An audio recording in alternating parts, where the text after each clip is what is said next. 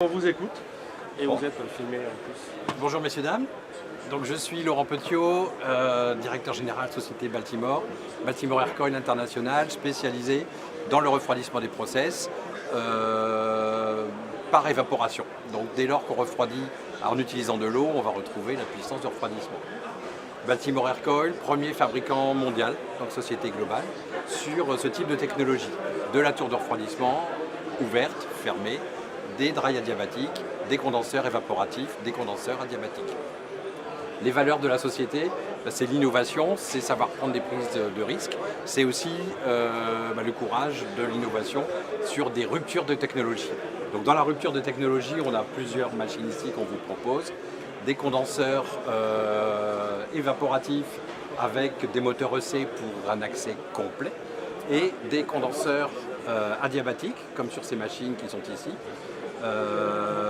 qui vont être des machines qui sont sorties de la rubrique 29-21 avec une absence de risque légionnel, absence de traitement d'eau et donc une empreinte environnementale extrêmement satisfaisante.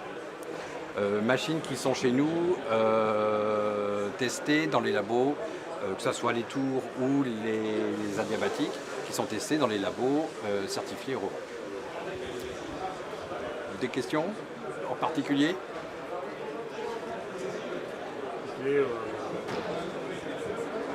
Des questions? Donc, si je devais donner quelques idées de champs d'application de nos machines, donc le refroidissement des groupes froids pour le marché tertiaire, très grosse capacité. Donc là, on parle de bâtiments de plus de 40 000 m², ou le refroidissement des procédés industriels, ou dans l'agroalimentaire, le refroidissement des groupes froids pour le froid négatif dans ce type d'activité. Voilà. Merci à vous. Merci à vous pour la clarté des explications et l'efficacité. Bonne continuation. Bonne visite à tous. Merci. Nous allons changer de hall, donc nous allons traverser des passages en revue. Attention aux passerelles.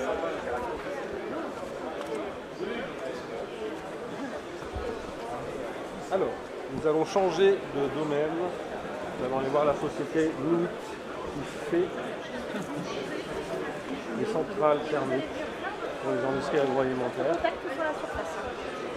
L'énergie dans les sociétés actuelles est une problématique sérieuse. Certains ont des contrats bien gérés qui leur permettent de survivre, d'autres sont dans la difficulté par rapport à des contrats qui explosent d'un point de vue coût.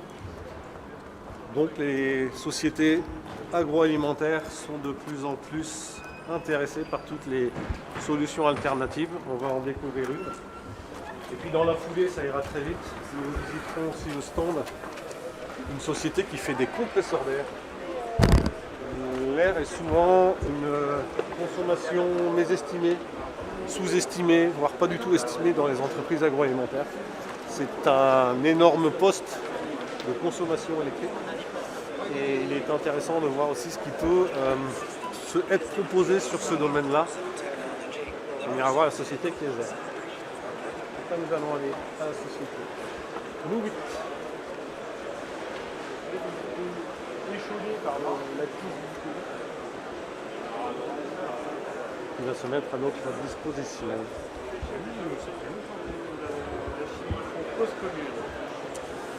À Salès-sur-Saône. Voilà. À qui je passe le micro?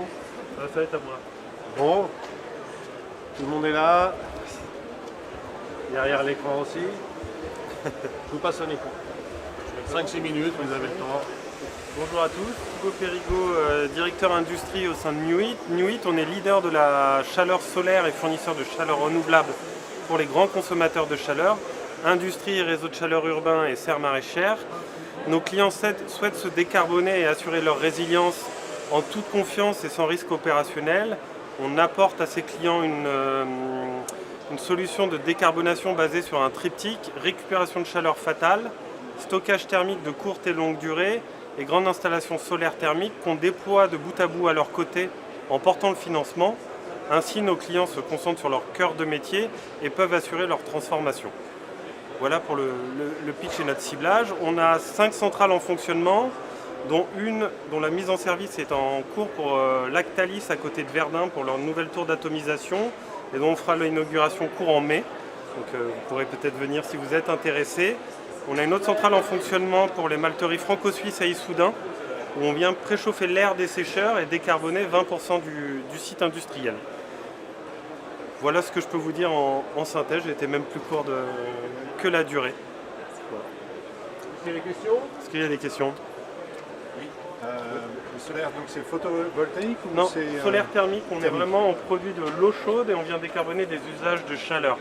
Ce qu'il faut avoir en tête, c'est que la chaleur en Europe, c'est 50% de la consommation d'énergie primaire. On parle beaucoup de l'électricité renouvelable, mais par exemple en France, elle est à 80% décarbonée. L'enjeu est vraiment de venir décarboner les usages de chaleur. Et on voit que l'industrie, c'est jusqu'à 70%, c'est de la consommation de chaleur directement. Donc c'est ça qu'on vient adresser et qu'on vient proposer au site industriel. Vous avez du stockage? On a du stockage thermique, donc on parle beaucoup également dans les ENR électriques des batteries, le lithium, la ressource, etc. Sur le solaire thermique ou sans, on propose du stockage thermique. Globalement, c'est un gros volume d'eau chaude qui vient déphaser la production de la consommation pour le solaire thermique, mais aussi pour les procédés. Par exemple, en agroalimentaire, il y a beaucoup de procédés en batch. On peut récupérer un moment de la journée pour aller livrer un autre process qui ne marche pas en même temps. On met un stockage thermique au milieu et on vient livrer. Et là, on est sur des solutions à impact environnemental très faible.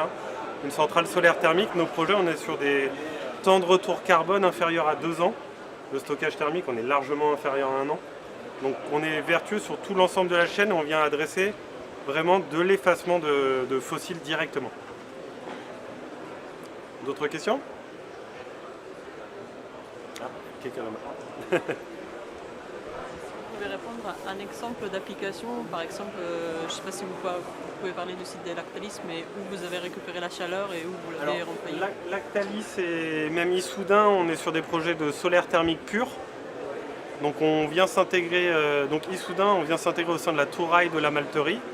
Il y a 3 flux d'air au sein d'une grosse touraille. On vient s'intégrer après une récupération de chaleur fatale qu'ils ont déjà en place, qui fait un premier niveau de température. Et après, en fait, ils avaient une batterie vapeur, donc qui envoyait de la vapeur, mais pour faire de l'air à 60 degrés.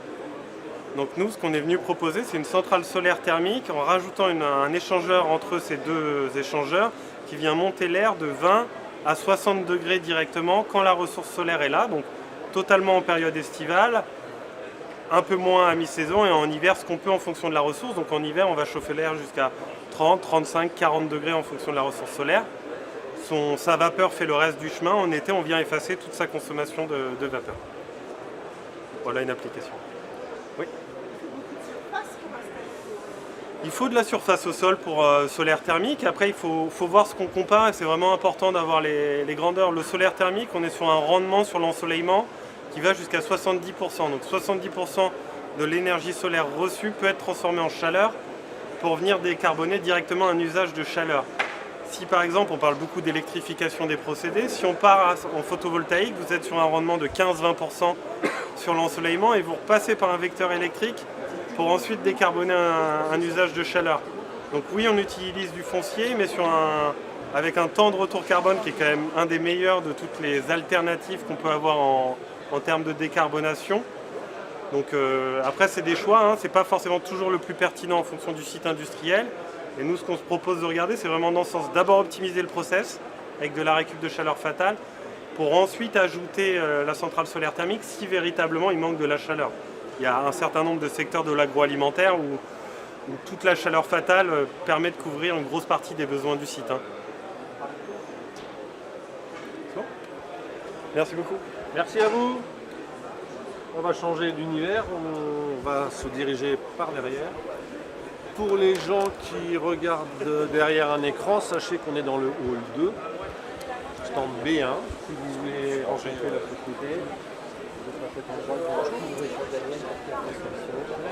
Donc nous allons parler maintenant d'air comprimé.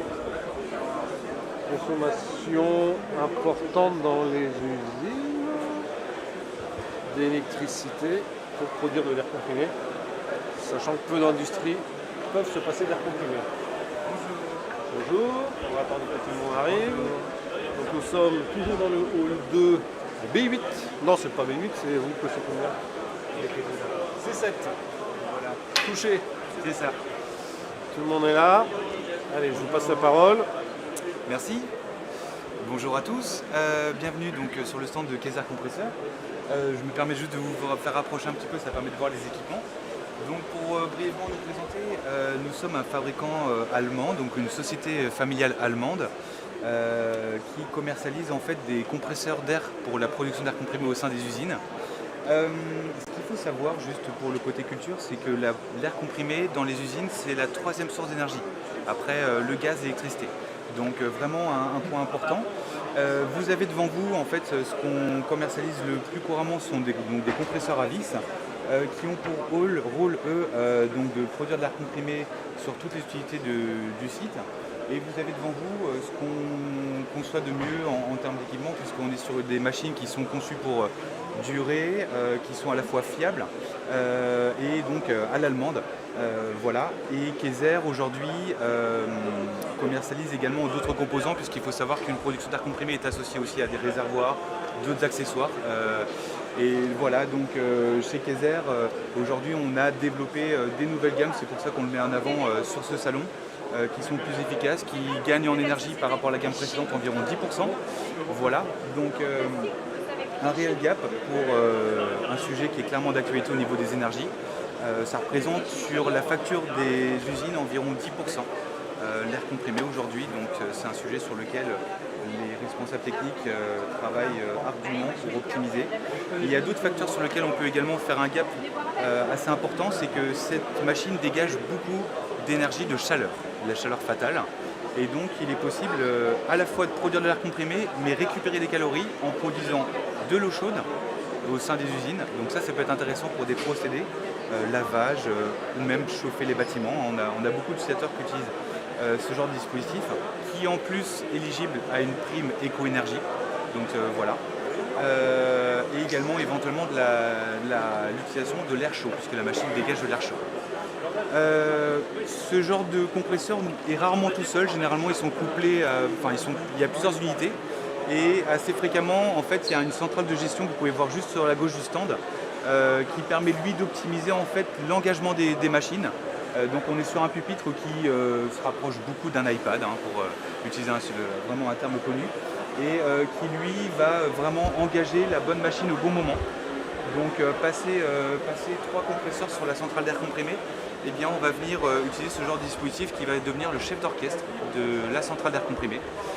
Certifié également sur l'ISO 58001 qui est le management de l'énergie, qui permet lui du coup de sortir des rapports très réguliers sur la performance de la centrale d'air comprimé. Et également éligible au C2E puisque du coup donc C2E certificat d'économie d'énergie puisque c'est un très bon allié pour gagner en efficacité au niveau des sites.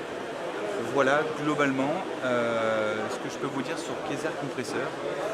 Je ne sais pas si vous avez des questions de votre côté.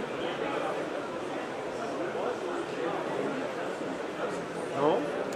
Aucune? Bon, peut-être elles viendront par la suite. Voilà, je vous remercie. Merci à vous. Merci. Je vous redis pour les visiteurs du jour, si vous souhaitez ensuite revenir sur les stands pour échanger plus longuement avec les différents intervenants, vous êtes les bienvenus.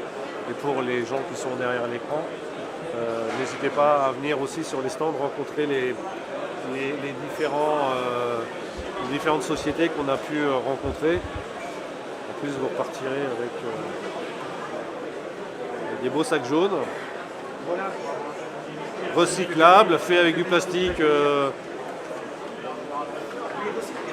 j'imagine.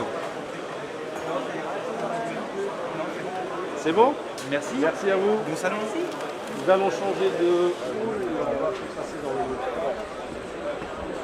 Toujours pareil pour les gens qui sont à distance. On va dans le hall 3.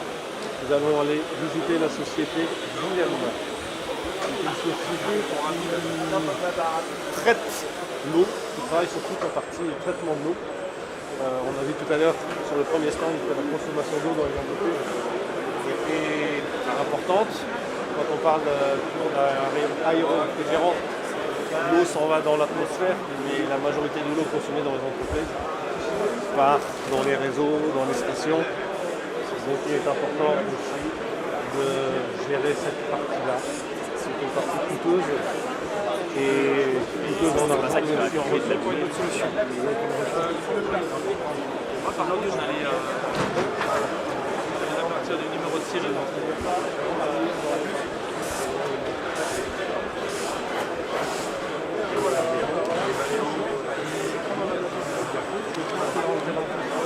Voilà.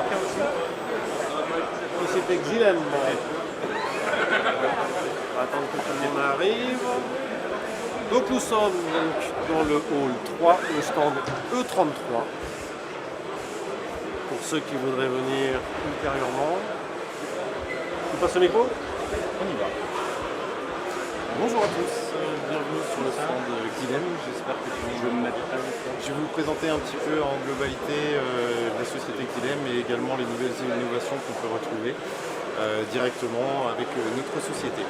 En quelques mots, je ne sais pas si Xylem parle déjà et est connu à travers vos différentes fonctions et vos différentes sociétés. Nous sommes donc une société qui est fabricant d'équipements pour le domaine de l'eau. Nous sommes le leader mondial donc, des technologies de l'eau et donc nous intervenons dans tout le cycle de l'eau, depuis le captage dans le milieu naturel jusqu'à la restitution dans le milieu naturel également. Pour vous présenter en quelques chiffres Xylem, donc on est présent à travers partout dans le globe, une présence mondiale et donc on est un peu plus de 17 000 collaborateurs et toujours dans le même objectif d'intervenir dans les problématiques de l'eau et avoir la gestion du souci de l'eau qu'on retrouve actuellement dans tout le monde entier. Xylem, depuis quelques années, a changé d'orientation où on a souhaité se développer en plus de la conception de nos produits qu'on retrouve sur tout le cycle de l'eau, donc c'est-à-dire des pompes, des agitateurs, tout le système de mesure. Maintenant, on va se diriger dans le système de la data, donc la gestion de données pour une optimisation des installations. Et c'est pour ça que Xylem a créé, maintenant il y a quelques années, la division Xylem View. Xylem View, elle, a pour objectif de pouvoir répondre à une problématique, c'est comment la digitalisation peut nous aider directement pour une meilleure gestion de l'eau. Tout ça, ça passe par la transformation digitale. La transformation digitale, on entend beaucoup parler de ces mots-là maintenant sur tous les équipements. On va utiliser en fait les données directement admissibles et récupérables par les installations de tous les équipements pour pouvoir avoir une meilleure optimisation.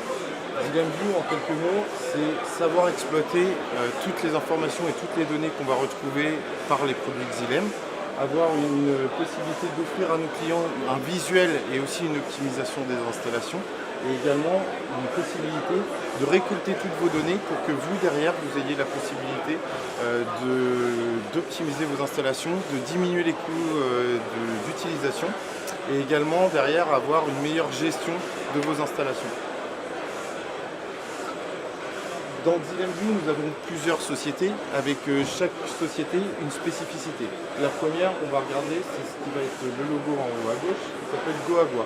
GoAgua est une société qui permet d'optimiser les réseaux d'eau et qui vous permet en fait d'avoir un meilleur visuel de vos installations et derrière pouvoir faire des économies et une meilleure gestion en cas de problèmes climatiques qu'on peut rencontrer maintenant. La deuxième, le troisième niveau qu'on va retrouver ici, c'est SAMPro. SAMPro, c'est tout simplement des installations qui vous permettent de faire de la maintenance prédictive de vos installations. On va mesurer en fin de compte les données de votre courant sur les installations et permettre justement de détecter les problèmes avant qu'ils n'arrivent et limiter du coup les coûts de réparation que vous allez avoir par la suite. Et ensuite, on va également intervenir dans la partie réseau avec la société Pure Technologie qui, elle, est une société spécialisée dans la gestion des réseaux. Quand on dit dans la gestion des réseaux, c'est analyser les fuites puisque l'eau maintenant est de plus en plus rare malheureusement et donc on a besoin de chercher toutes ces fuites-là. Ces fuites-là vont être détectées par des équipements qu'on vient injecter dans vos réseaux qui ne coupent pas la production, vous pouvez toujours être en production et on vient faire des mesures de votre réseau, des fuites et également la quantifier et aussi la localiser. Et donc on va faire un petit focus sur la technologie, ce qu'on appelle TSO, Smart Treatment. En fait, le système Smart Treatment Optimization, c'est créer un jumeau numérique. On entend de plus en plus parler justement de jumeaux numériques dans toutes les installations. Et bien maintenant, Xylem, on est dans la possibilité de vous proposer un jumeau numérique de votre station d'épuration. Comment ça fonctionne? C'est qu'actuellement dans des stations d'épuration, vous avez tous des équipements, des sondes, vous avez des pompes, des équipements qui permettent de remonter de la data. Cette data-là, on va la récupérer, prendre toutes les informations possibles pour créer un jumeau numérique. Une fois toutes ces informations collectées, on va créer tout simplement un avatar qui lui va apprendre comment fonctionne votre station d'épuration. Et du coup, derrière, une fois que l'avatar est créé, on vient directement créer et agir en fait par rapport à votre station d'épuration. On va faire de la mesure en continu et essayer de vous apporter les meilleurs réglages possibles que vous puissiez avoir pour un meilleur rapport au watt mètre cube, c'est-à-dire consommer le moins d'énergie pour une meilleure optimisation de l'eau et réussir derrière à avoir la meilleure qualité de rejet. Ça a aussi pour objectif de répondre à plusieurs catégories. Donc assurer bien sûr la qualité des rejets, ça qui est le primordial en ce moment. La consommation énergétique, c'est réduire tout justement toute cette partie consommation énergétique.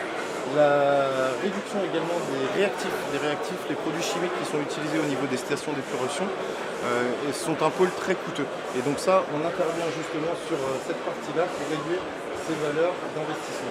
Ensuite, on a la possibilité de maîtriser au mieux le taux de charge de votre station d'épuration avec la possibilité justement d'optimiser et du coup prédire ce qui va arriver en station d'épuration pour arriver sur un meilleur traitement. Limiter également toute la partie émissions gaz à effet de serre et également la possibilité d'une meilleure gestion des connaissances qu'on peut retrouver dans votre station d'épuration. On est dans une période où on a beaucoup de turnover dans les sociétés avec des personnes justement qui sont en place depuis on va dire 10, 15, 20 ans, malheureusement qui partent avec leur savoir. Et ben, l'avantage du jumeau numérique, c'est qu'on va conserver justement tout ce savoir-là et le faire évoluer dans les années futures en rajoutant justement des informations et aider justement les personnes qui réalisent et qui reprennent la suite sur les stations d'épuration. On va reprendre toutes ces données-là et on va aider justement dans la gestion de la station d'épuration. Une petite cinétique justement d'une station d'épuration. Sur une station d'épuration, il y a trois grands pôles. Le pôle principal qui va être la partie aération. L'aération est un pôle de consommation qui est très coûteux. Il faut savoir que ça représente jusqu'à 70% justement de la consommation énergétique. Et sur ces 70%, souvent on s'aperçoit qu'on met une aération systématique de 3-4 heures de fonctionnement, alors qu'en réalité peut-être que 10 minutes, une demi-heure, 1 heure pourrait suffire. Et bien tout ça, le jumeau numérique va l'apprendre et va vous permettre de vous guider dans cette partie aération et faire fonctionner les équipements que lorsqu'il y a la nécessité. Le deuxième pôle, on en a parlé tout à l'heure, la partie réactive, c'est pareil. On a l'habitude de se dire, je traite tant de mètres cubes, du coup je mets tant de réactifs. En fait, ce n'est pas forcément la bonne solution. On a certes du savoir-faire, mais derrière on peut optimiser toute cette partie-là et du coup diminuer les coûts. Et ensuite, sur la partie rejet des boues, on utilise beaucoup de polymères qui sont très coûteux, en plus des problématiques d'approvisionnement qu'on peut retrouver maintenant, puisque les polymères sont aussi sujets aux difficultés d'approvisionnement actuellement. Et bien, du coup, nous pouvons intervenir sur ce pôle-là et du coup vous permettre de faire des économies d'énergie et aussi d'argent. Voilà en quelques mots la technologie TSO et donc je vous invite pour plus d'informations à revenir nous voir plus tard sur le salon. Merci à vous. Merci. Intéressant. Allez. Nous allons changer d'environnement, changer de eau.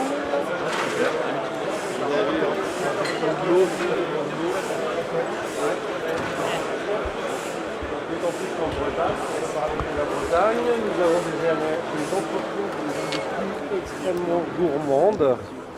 Quand on parle de laiterie, quand on parle de traitement de la viande, on est toujours sur des process qui sont très gourmands en eau, très consommateurs. Nous allons traverser le hall 4. Donc on fait que le traverser. Normalement il y a des bonnes odeurs. À l'heure à laquelle on est, ça va être tentant. On ne s'arrête pas. On va basculer dans le suivant de Il faut ça partout.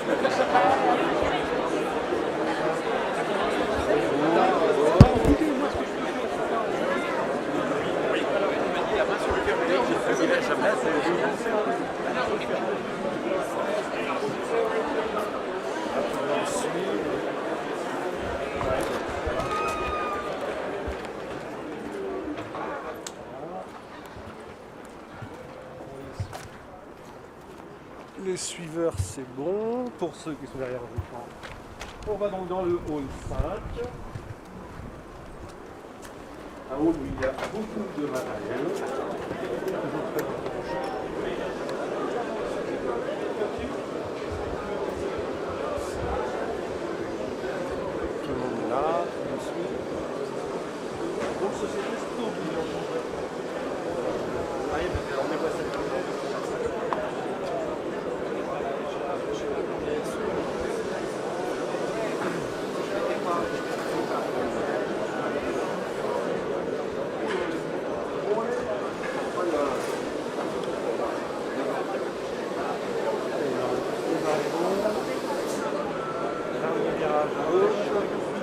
Bonjour.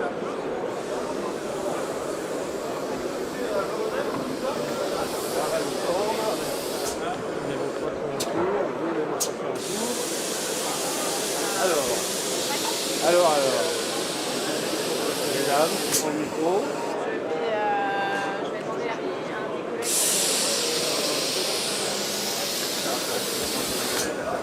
C'est par ici. Bonjour. Je vous passe la main. Oui. Tout le monde est là. C'est bon.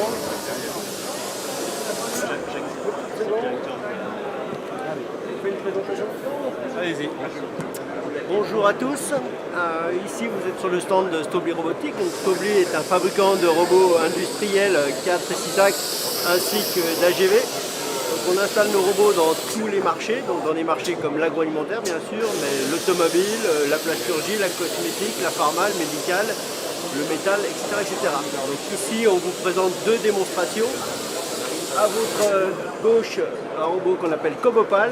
C'est un robot collaboratif qui fait de la palletisation et on peut travailler à proximité. On dit à proximité, c'est-à-dire que si je touche le robot, il s'arrête. Je m'éloigne, il repart. Donc on fait beaucoup de l'application de palletisation, de dépalletisation avec ce type de robot. Donc, il faut savoir que Stobli aujourd'hui c'est une gamme de 80 à 90 robots au total avec des adaptations pour chacun des marchés. Ainsi derrière vous, vous voyez un robot qui travaille dans une ambiance difficile, dans une ambiance contraignante, dans l'eau dans le cas présent. Donc c'est des robots qui sont lavables et notamment qui conviennent parfaitement au milieu de l'agroalimentaire où on est soumis à des lavages en fin de cycle. Donc là aussi on a développé toute une gamme d'une vingtaine de robots qui répondent à ces demandes et résistent aux contraintes des produits notamment de nettoyage. Voilà. Donc c'est des versions qui existent en modèle 4 axes et en modèle 6 axes. Si vous avez des questions.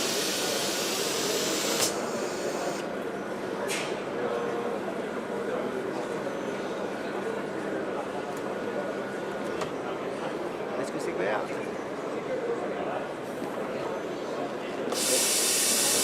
Bon. Merci. Efficacité. Pas de questions. C'est bon. Tout est clair. Bien, merci bien. Bonne continuation. Nous allons.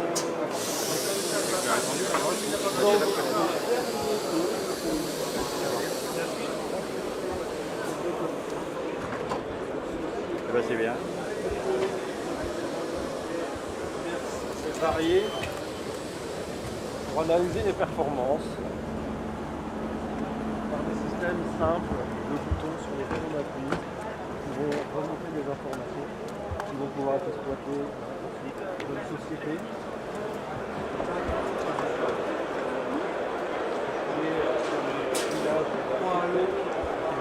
Code 6 sur la zone usine du futur et dans la partie village food tech. Pour ceux qui souhaiteront venir plus tard, les visiter.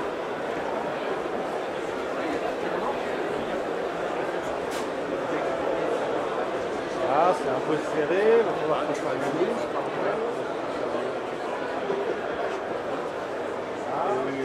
Je vous laisse vous mettre par là. Avancez, avancez, n'hésitez pas. On va prendre un peu la place.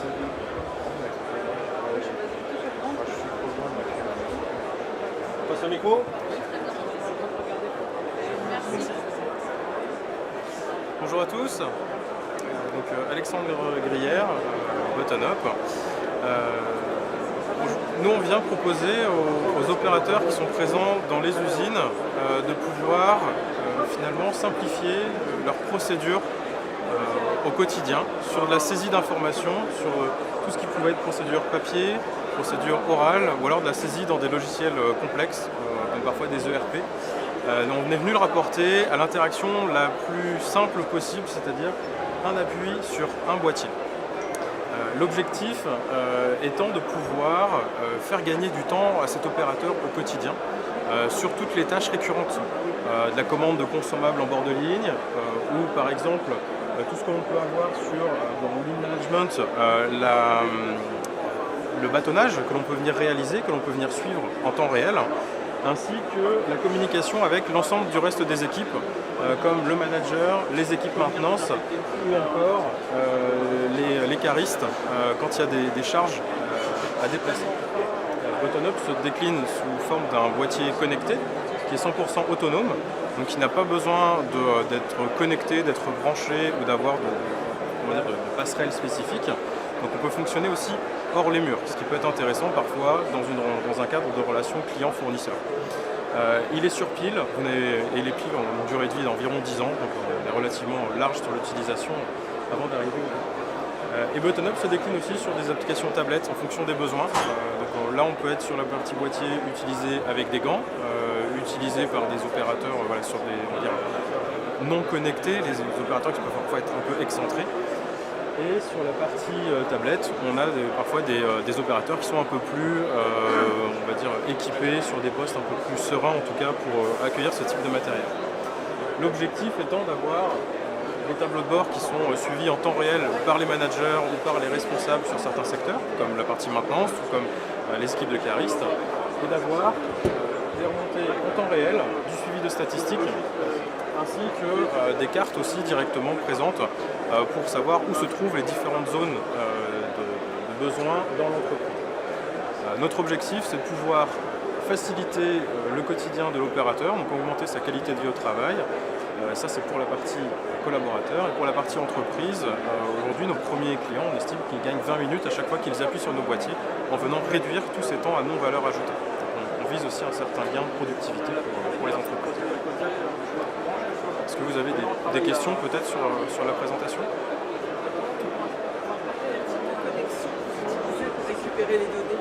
Entre les boîtiers. Alors les boîtiers aujourd'hui sont connectés en LTEM, donc c'est une branche de la 4G et de la 5G, et communiquent ensuite directement avec nos serveurs qui sont hébergés en France. Et après, depuis nos serveurs, on peut faire un pont avec le système d'information du client pour qu'il puisse soit le réinjecter dans le RP, ou soit en tirer des statistiques pour de l'analyse big data ou IA par exemple.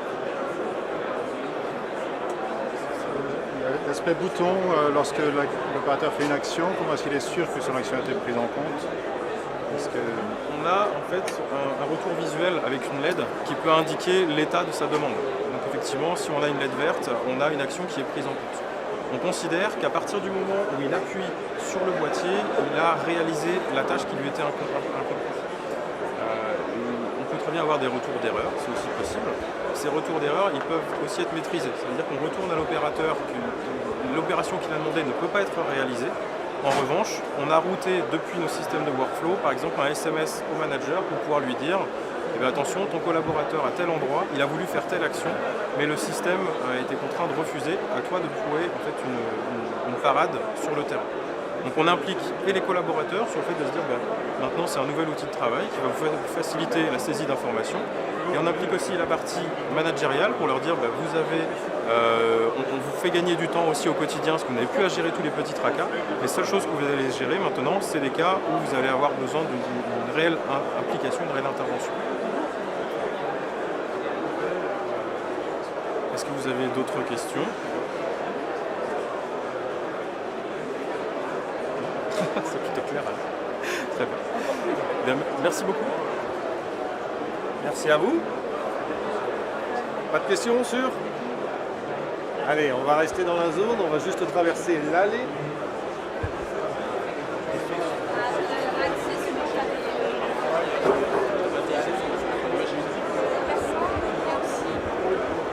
Avec des solutions qui ne cessent d'évoluer, qui ne cessent de performer et de gagner en facilité et simplicité.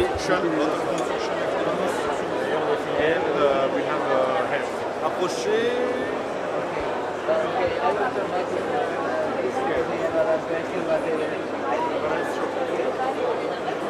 Voilà, tout le monde est là.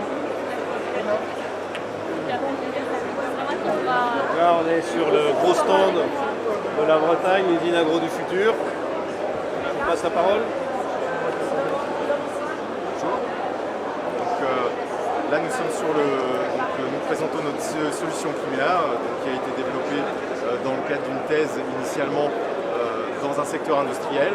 Et comme il s'agit d'une solution qui peut apporter beaucoup d'aide dans le cadre de la quantification de la partie mesure des risques de troubles musculo-squelettiques.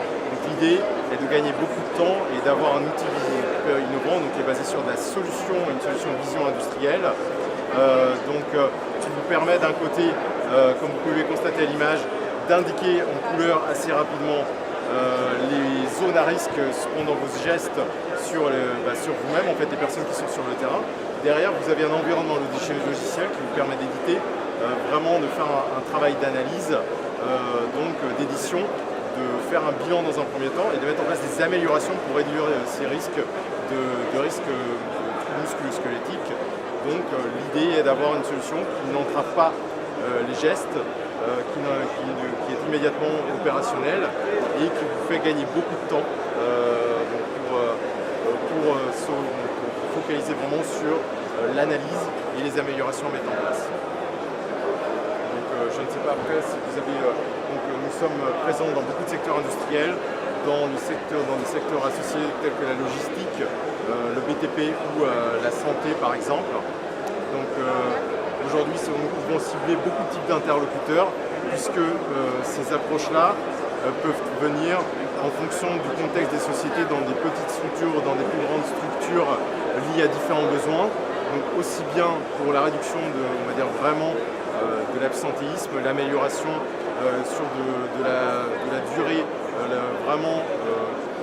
réduire les coûts aussi, donc ça va dépendre vraiment du contexte, mais aussi tout simplement aujourd'hui le contexte a changé, donc vous pouvez avoir de l'absentéisme ou tout simplement si vous voulez fidéliser vos employés, les garder dans de bonnes conditions sur des postes de travail, tout simplement il faut s'occuper aujourd'hui d'améliorer ces postes, la qualité de vie au travail finalement, donc cet outil et les accompagnements que nous proposons étaient conçus pour ça, pour faciliter ces actions d'amélioration de la qualité de vie au travail.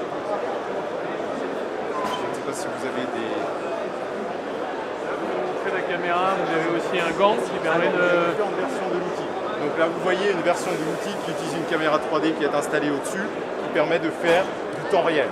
Donc là, c'est une version qui est plutôt utilisée pour de la sensibilisation sur le terrain puisque vous avez un retour immédiat.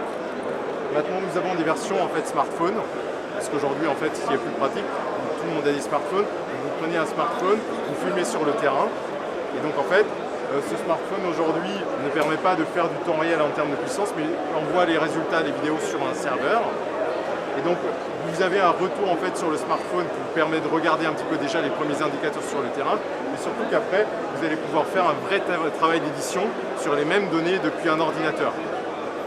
Donc vous pouvez faire le travail d'analyse, travailler en mode projet, multi-utilisateur, multi-site, depuis un environnement logiciel qui peut vraiment monter des projets et avoir un suivi par indicateur. Vous pouvez suivre les améliorations aussi que vous allez mettre en place, donc d'année en année par exemple, améliorer les postes, identifier les endroits à traiter en priorité. Donc, vous avez toutes ces choses-là dans l'environnement et qui vous permettent d'éditer vraiment des rapports détaillés sur les endroits, les parties que vous souhaitez mettre en avant pour, par exemple, mettre en place vraiment en fait, présenter des choses à différents niveaux. Par exemple, à la direction d'une société ou présenter et faire des retours sur le terrain pour des actions de sensibilisation.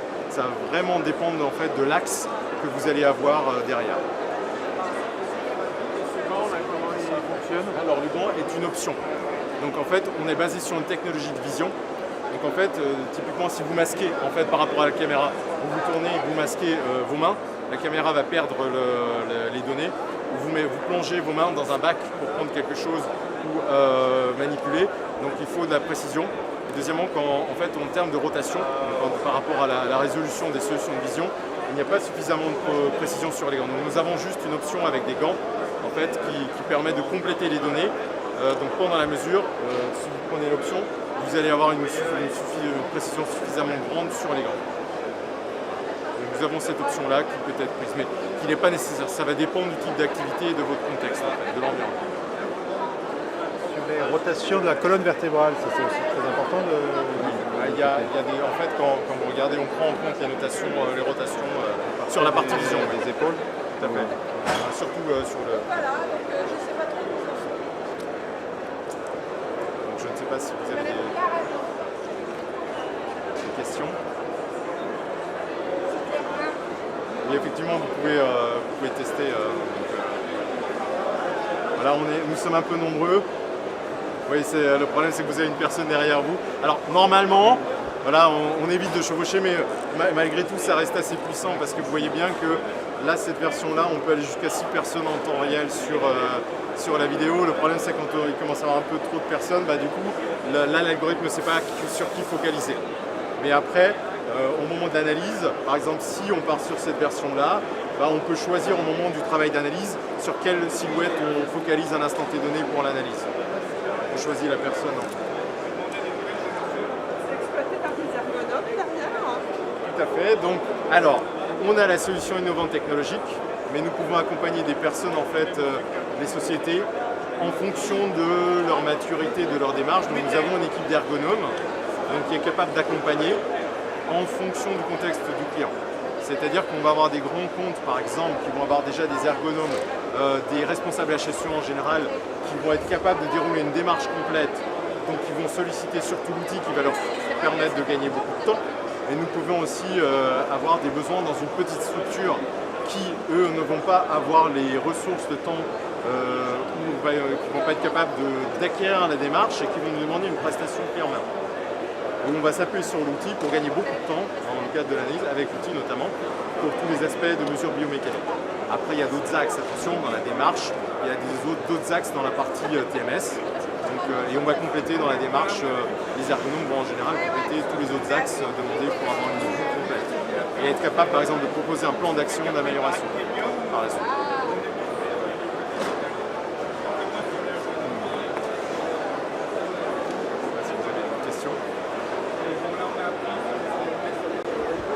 Je vous rends.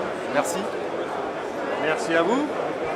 Vous remarquez que notre caméraman, il a eu les bras orange pendant tout le temps. Je sais pas si c'est bon. Allez, on va changer de stand, on va avancer un petit peu, toujours. La Bretagne, ce qu'on vient de voir, il y a quelques années, il fallait s'équiper avec des combinaisons, des capteurs. Aujourd'hui, ça se fait très facilement. Nous allons voir la société Imatera qui travaille sur la partie qui est aussi un des grands sujets qui doit être pris en compte et qui est pris en compte dans toutes les entreprises. Je vous laisse avancer. Ce sera le dernier stand visité.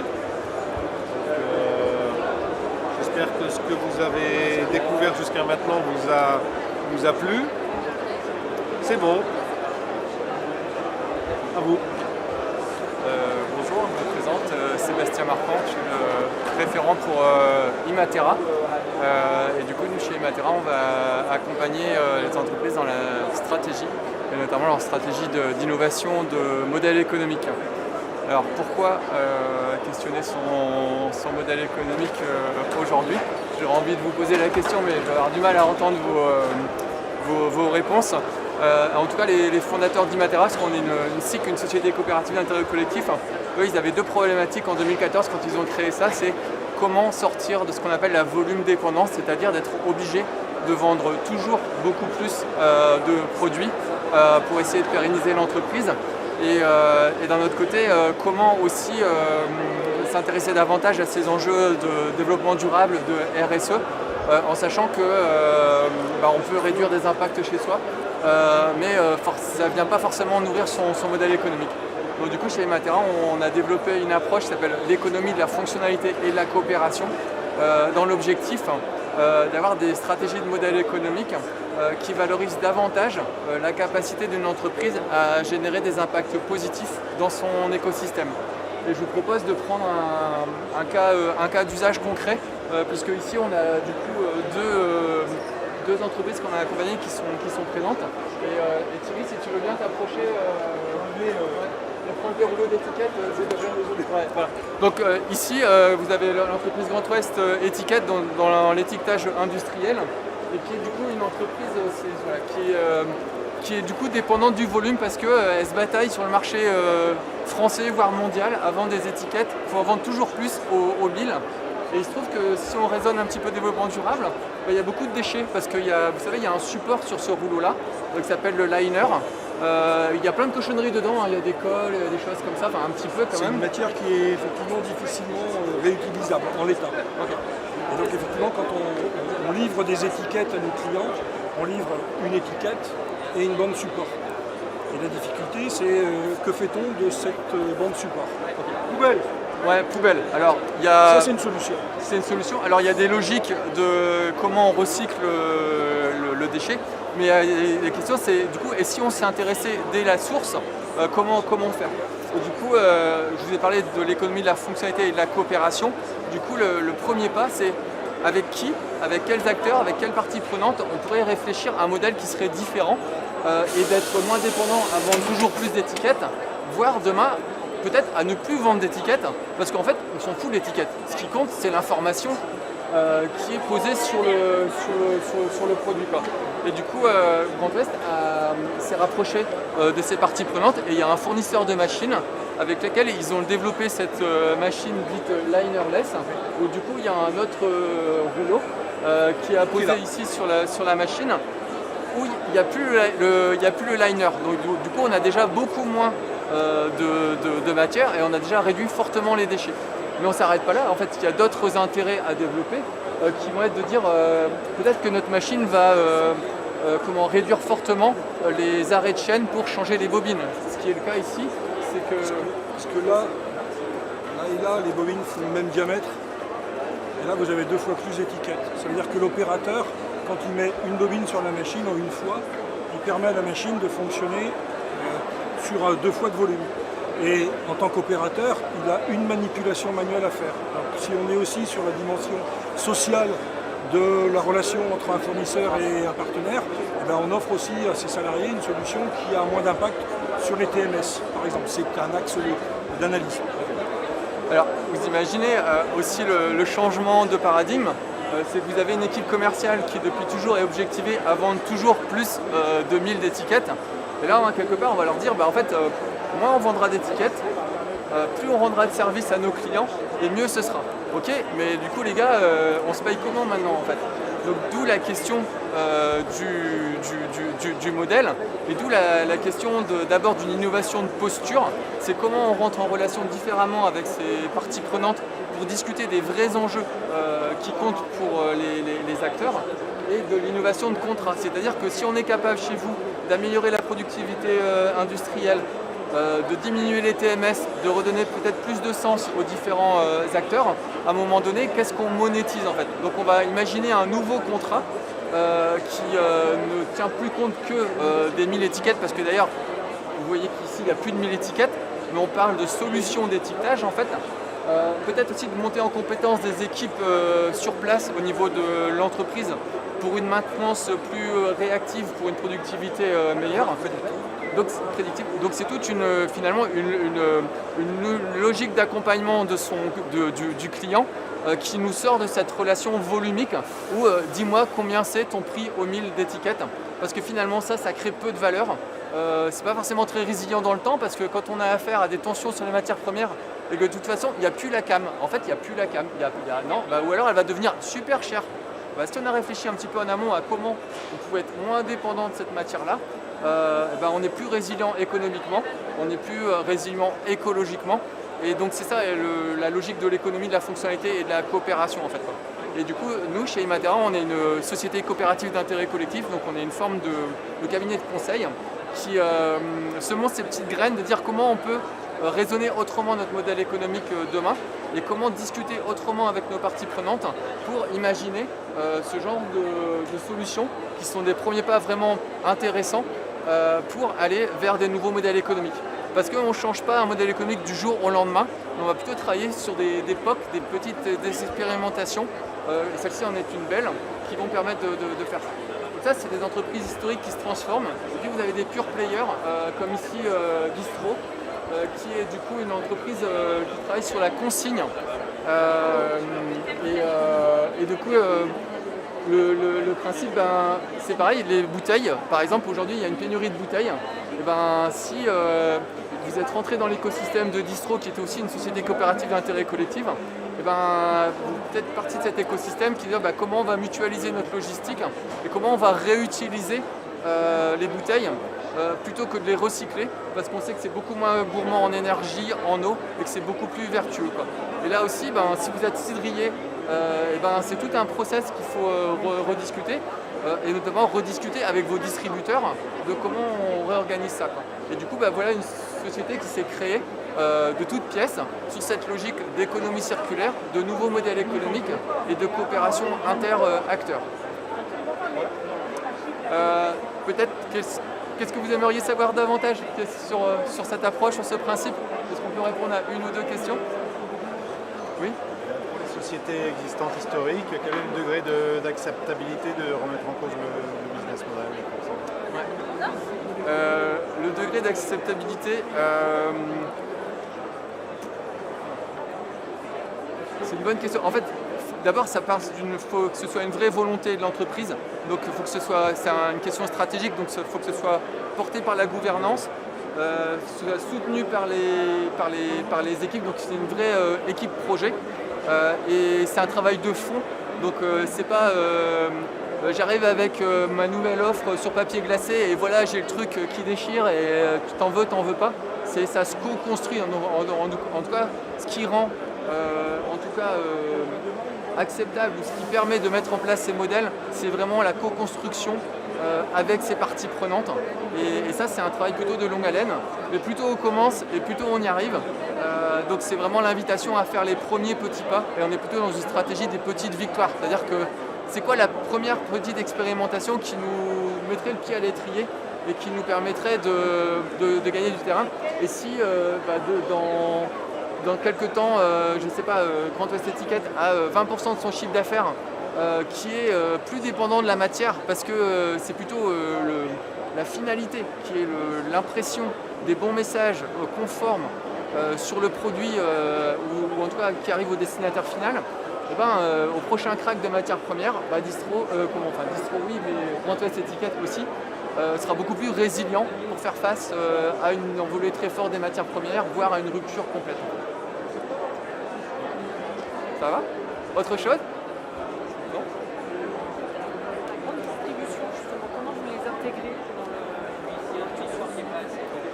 dans la grande distribution, peut-être tu veux dire un mot au sein de la grande distribution, comment ça s'intègre dans ces logiques-là, parce que le recyclage, forcément le consommateur final il est là. Je vais juste dire un petit truc avant, c'est en fait les structures ne coopèrent pas entre elles. Ce sont des personnes au sein des structures qui coopèrent entre elles. C'est-à-dire que c'est une histoire d'hommes et de femmes. Alors on peut dire ces grands méchants loups de la grande distribution, ils ne seront jamais d'accord, etc. Si, on peut trouver au sein de ces réseaux-là quelques personnes qui vont dire si, il faut qu'on réfléchisse autrement. Donc je ne veux pas dire que c'est simple, mais c'est d'abord une histoire de personnes avec qui on peut voir. Et alors comment, dans le réseau de consigne, vous intégrez la grande distribution? Alors nous, on intègre justement au sein de la coopérative, on fait des groupes de travail, ça va du très gros, on peut avoir Brasserie de Bretagne qui a plusieurs millions de bouteilles, à par exemple Local qui vient de démarrer sa production dans son garage en petite quantité. Et ensemble, on est en train de réfléchir, par exemple, on réfléchit autour du casier consommateur en ce moment, combien d'emplacements, comment ça va s'intégrer dans le coffre de voiture, quelle matière, et ça touche le très gros et le très petit de la même manière. Il y a le changement culturel à mener de front.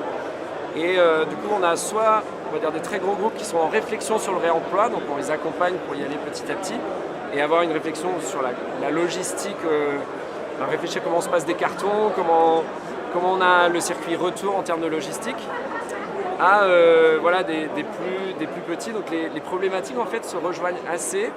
Au niveau des points de vente, on a démarré par exemple avec des magasins Carrefour. Et c'était l'occasion, en démarrant des rayons réemploi avec eux, de réfléchir qu'est-ce qu'on met en rayon. Et du coup, on les a mis en lien avec aussi les producteurs de la coopérative et de dire voilà, dans votre rayon d'action, il y a tel producteur. Donc on a créé des passerelles sur le territoire, de repenser du circuit court, aussi en termes d'approvisionnement pour les magasins. Et ça les intéressait en fait, ils n'avaient pas forcément le temps de retravailler ça. Et on a travaillé avec eux ensuite le circuit retour et l'aspect aussi distribution. Donc on leur amène de manière mutualisée les boissons, donc les bouteilles pleines, pour pouvoir récupérer de manière mutualisée les bouteilles vides aussi. Et du coup, on permet de mutualiser. On a aussi des réflexions sur l'achat de bouteilles en commun entre les petits qui payent très cher leurs bouteilles et les très gros qui sont capables d'aller voir directement des verriers. Et donc on fait profiter des différentes tailles. Et pour faire partie du réseau conseiller au niveau national, on a beaucoup de chance en Bretagne. On sait se parler, on sait travailler ensemble. Il y a une grande histoire de la coopération, en tout cas en Bretagne. Et voilà, je vois d'autres secteurs comme mes collègues d'Ola Consigne dans le nord de la France, où c'est des gros industriels qui ne se parlent pas entre eux. Nous, vraiment, ça travaille, ça coopère et on a beaucoup de chance sur ce côté-là. Et du coup, il faut juste se mettre autour de la table sur des sujets et qu'on arrive à mutualiser toutes ces connaissances. Juste dire un petit mot de conclusion. Merci de votre venue. Si vous êtes encore là demain à 14h, on fait un petit atelier de 45 minutes sur comment se poser les bonnes premières questions pour regarder son modèle différemment et se mettre en mouvement. Et sinon, vous pouvez nous retrouver sur imatera.com où vous voulez et au plaisir d'échanger avec vous. Merci. Merci à vous. L'avantage de terminer le tour, on a plus de temps quand les autres ont été efficaces. Donc très bien. On en a profité. Ouais, mais il faut. Donc merci à vous pour votre participation. Pour les gens qui nous regardent, on est toujours sur le stand où on doit concilier sobriété et performance. Un vaste débat et un vaste sujet surtout compliqué. Merci à vous. Bonne continuation. L'équipe Funari était heureuse de préparer, organiser et animer ce tour. D'autres tours sont prévus l'après-midi, plus axés sur l'usine du futur. Si jamais ça vous intéresse, on retrouve des stands en commun, mais il y en a quand même une partie qu'on découvre. Je vous remercie. Partez pas sans me rendre des écouteurs, s'il vous plaît. Ça serait sympa. Bonne journée à vous, bonne visite, bon salon et bon appétit.